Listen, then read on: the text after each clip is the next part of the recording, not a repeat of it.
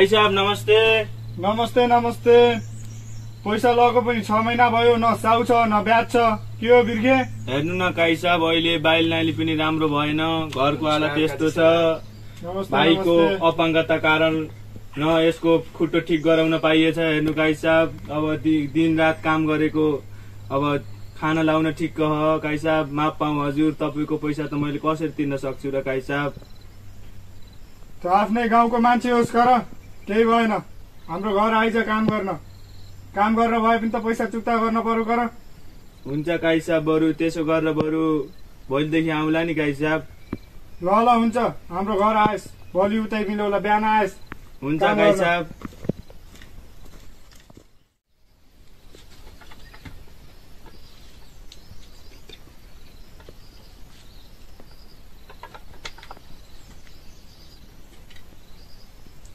कहाँ जान लाग्नु दाइ? म काई साहबकोमा काम गर्न गएँ, यहाँ घरको रेखदेख गर्ने नि। तँ नामले त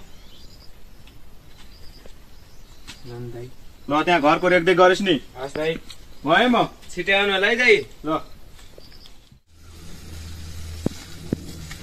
ल बिहानै घाँस काट्न पर्ने।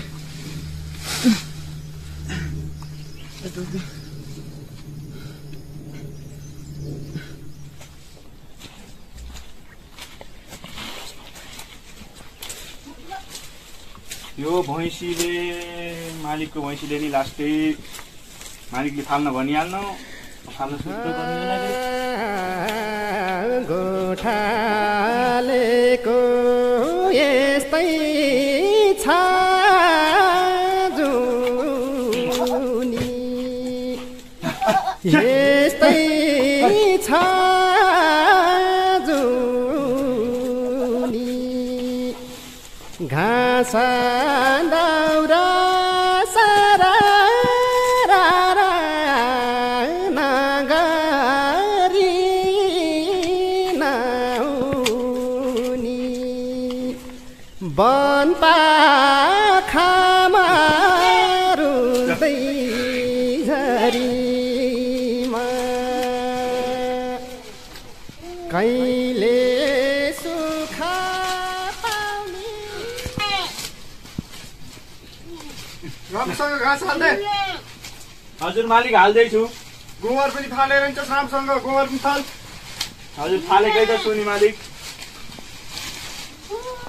घाँस अलिअलि हालिदिने, यहाँ बाख्रा धेरै छन् यता पनि। हस् मालिक हस्।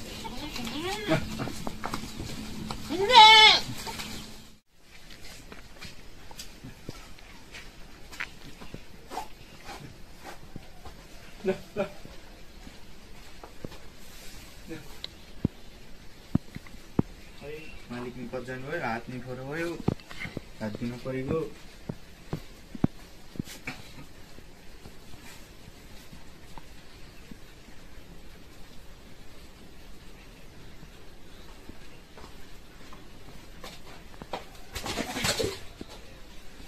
त सार्कीले मेरो घरको लोटा छुनी।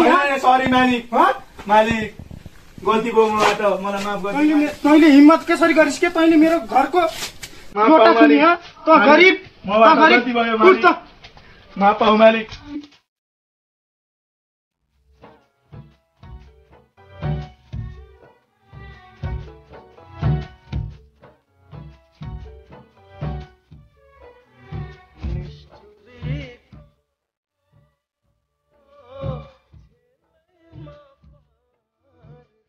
हेर मैले काजी साहबलाई मात्र एउटा लोटा त छोएको थिएँ नि। के भयो बिर्खे भाइ, किन यहाँ टोलाएर बसिरहस्? म तेरो घरतिर जाँदै थिएँ, त भने यहाँ टोलाएर बसिरहेछस्। हेर्नु न ताइरे दाइ,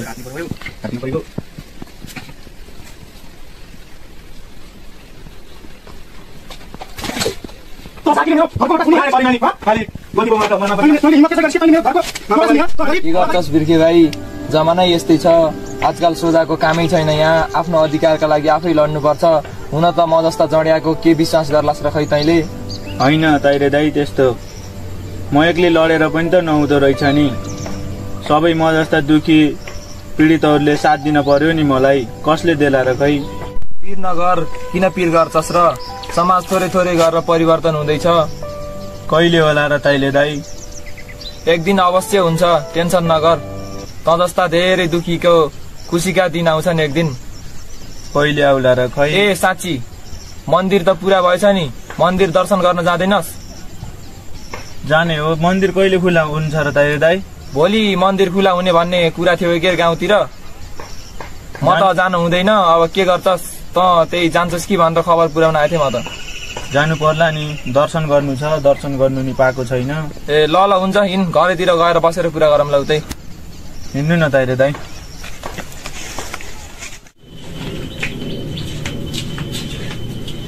बुढा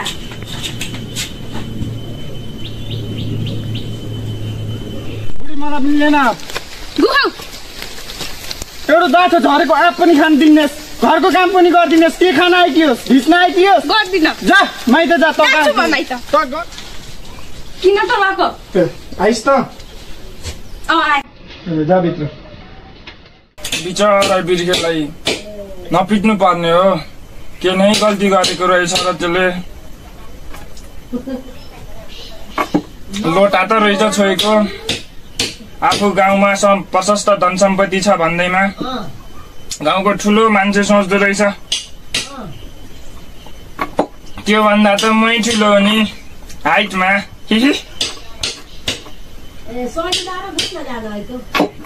लसाउने म निस्क्यो अहिलेलाई।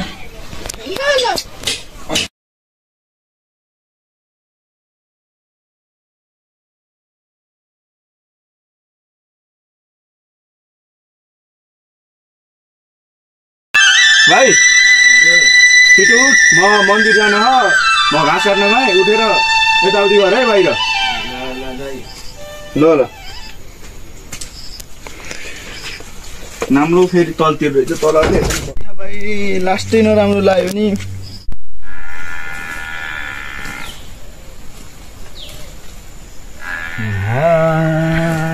धानको बाला साइलीको धाको थपने धिको साइली रातको सपने। ओए बुढी चाय लिएर आइज त।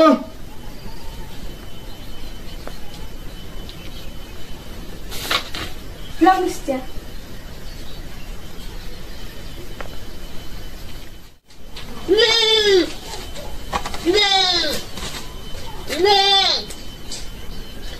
बुढी घाँस काट्न जा, बाख्राको राछन्। भएको एउटा कामदार त निकाल्नु भयो। हातमा गोबर लाग्छ, हात गनाउँछ, सक्दिनँ म। घिच्नै आएकी रहेछस्, जा भित्र घर घिचेरै बस। ए बुढी रुक, आज आइतबार मन्दिर जानु पर्ने, जा तयार भएर आइज।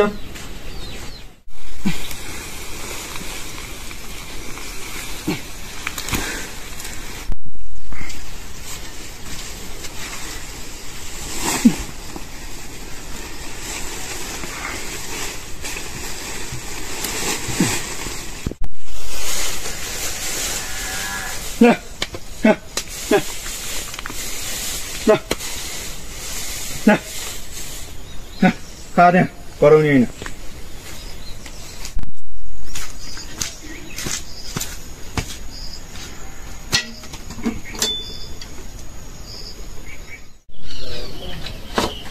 ए बुढी अझै तयार भइनिस् र?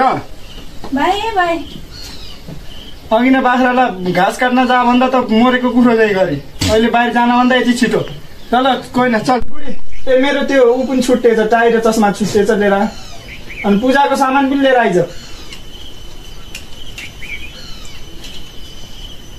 ल जाम। ल हिँड बुढी।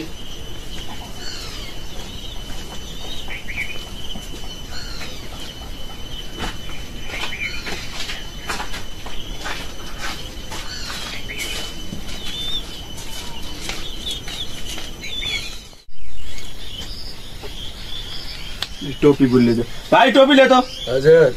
ए होइन, गोजेमा रहेछ। ल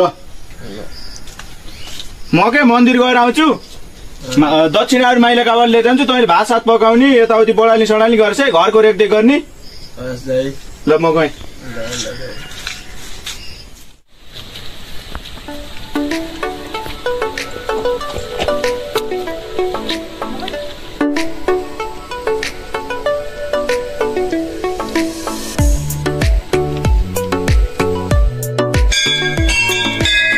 ओहो बुढी मन्दिर त राम्रो बनाएछन्। ओहो बुढी शान्त भएको हो कि यो उठाउँदैन कि?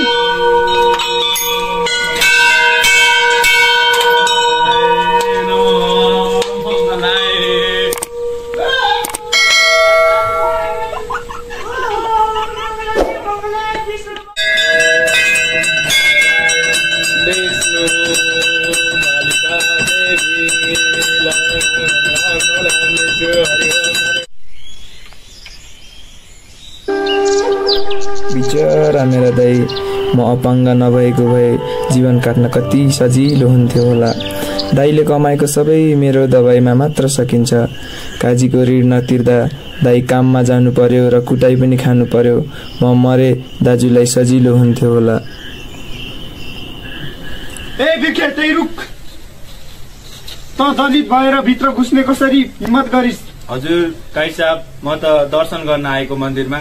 त बाहिरैबाट दर्शन गरेर जा। यो ठुलो बडाको मन्दिर हो, यहाँ ठुलो बडाले मात्र दर्शन गर्छन्। त दलित भएर भित्र आउने कोसिस कसरी गरिरहेछस्? हामी सबै नेपाली छौँ, सबैको रगत तातो हुन्छ कि तपाईँको रगत कालो छ? अहिलेको यस्तो समयमा पनि हजुरले जातभातको कुरा गरेर हुन्छ? ओइ नानी, तिमी मलाई सम्झाउने को?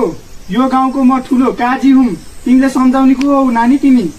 तपाईँ यो गाउँको ठुलो मान्छे, काजी जस्तो मान्छे, शिक्षित त पक्कै पनि हुनुहुन्छ होला।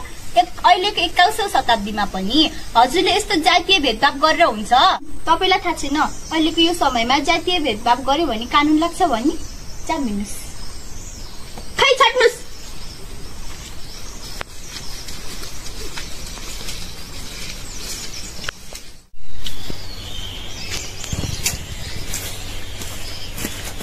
मन्दिर गएर आएको थपी लाग्यो। ओए भाइ, कामसाम गरिस् भाइ? ओए भाइ, भाइ, ओ भाइ, भाइ, ओ भाइ, ओ भाइ, भाइ।